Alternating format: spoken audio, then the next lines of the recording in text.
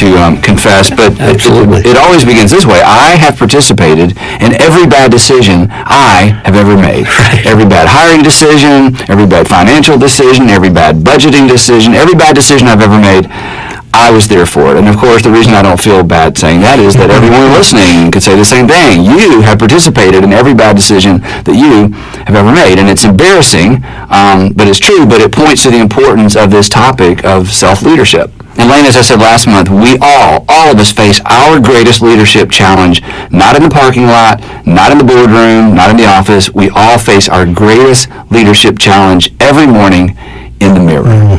Well, Andy, you've said that if a person is going to lead himself or herself, there are 3 decisions they must make. We talked about the first one on last month's podcast, and we'll cover the final 2 today.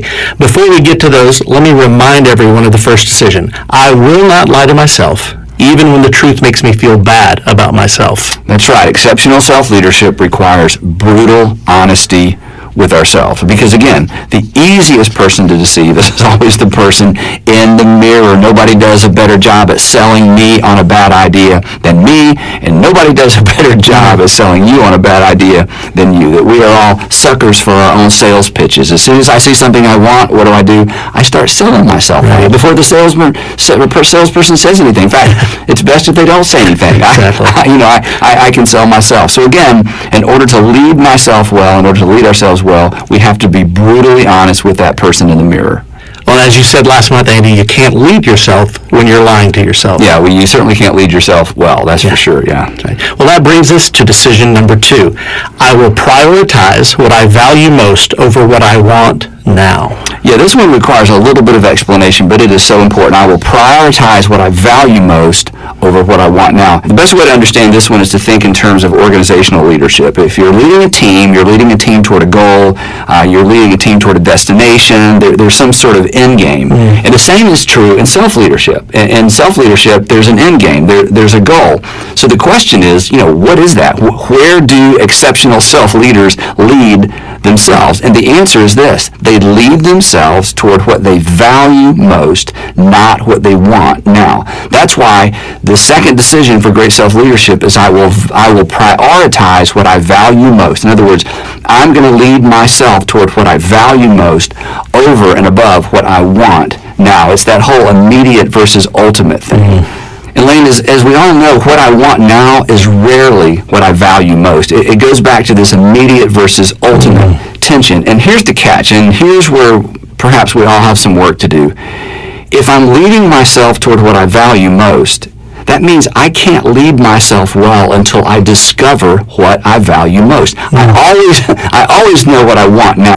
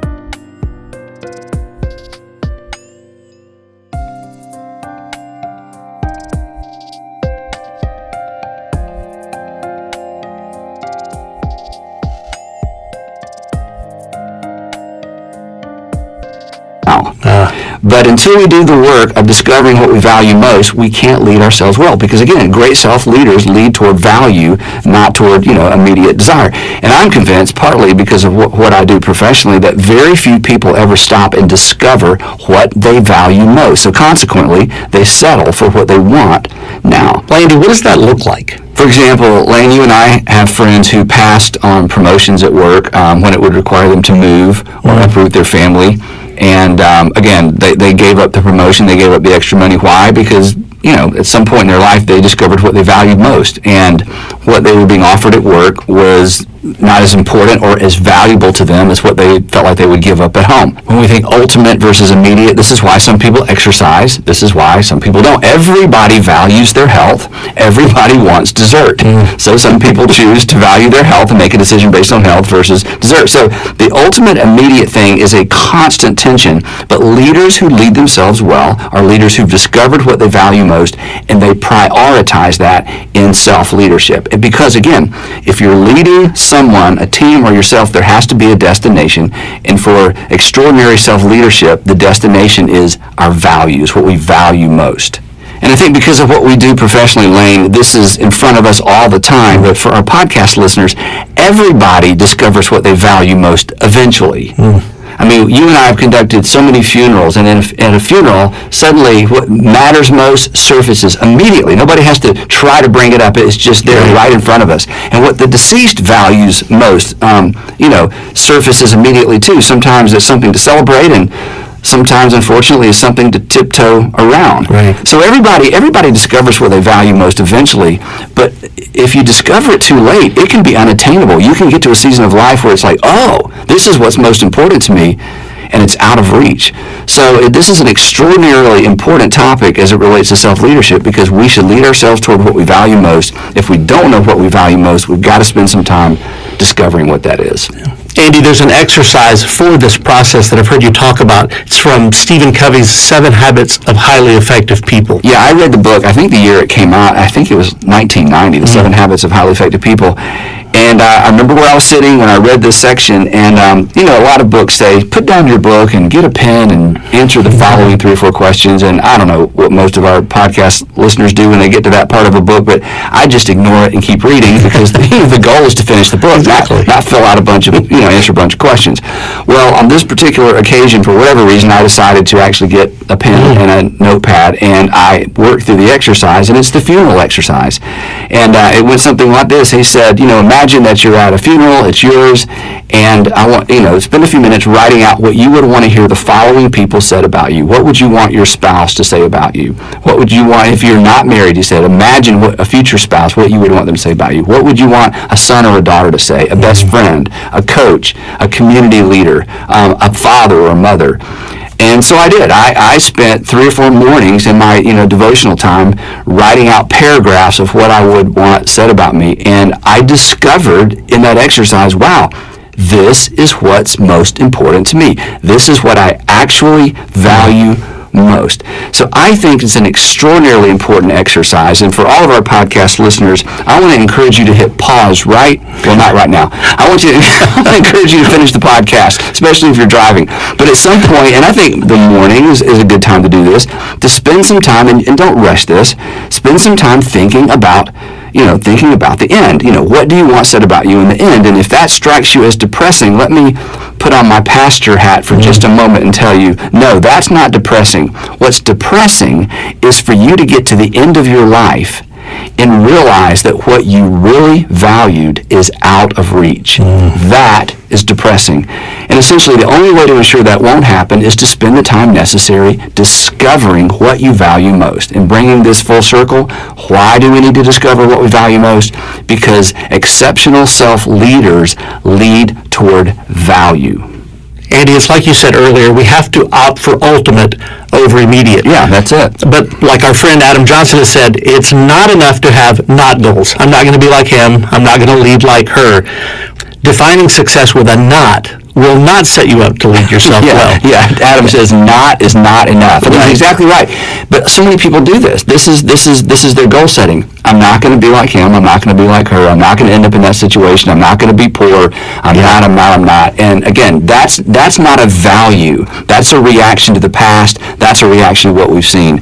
In order to lead ourselves well, we can't lead in a reactionary way. We have to decide, what am I leading myself toward? And again, as you said, it goes toward ultimate.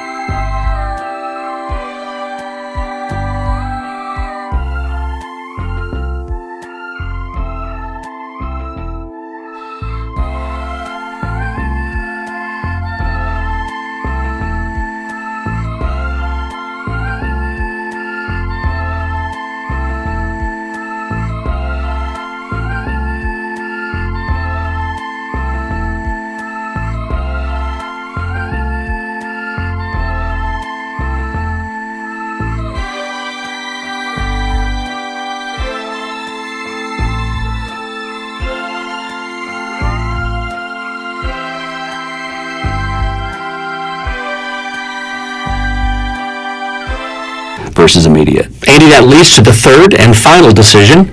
I will not attempt to lead myself by myself. When you hear the phrase self-leadership, we immediately think, well, I'm leading myself by myself. But that's not true. In fact, you can't lead yourself well by yourself. And the proof of that is something we all experienced in childhood, or if you're a parent, something you've experienced with your kids. But, back to us. My greatest regret, in other words, my worst self-leadership moment, I wasn't alone. I was with people I considered friends. In fact, some of our greatest regrets were with people we wish we'd never met, to make it rhyme. So our worst self-leadership moments were with a community of people. Our best self-leadership moments will be with a community of people as well. You don't lead yourself by yourself.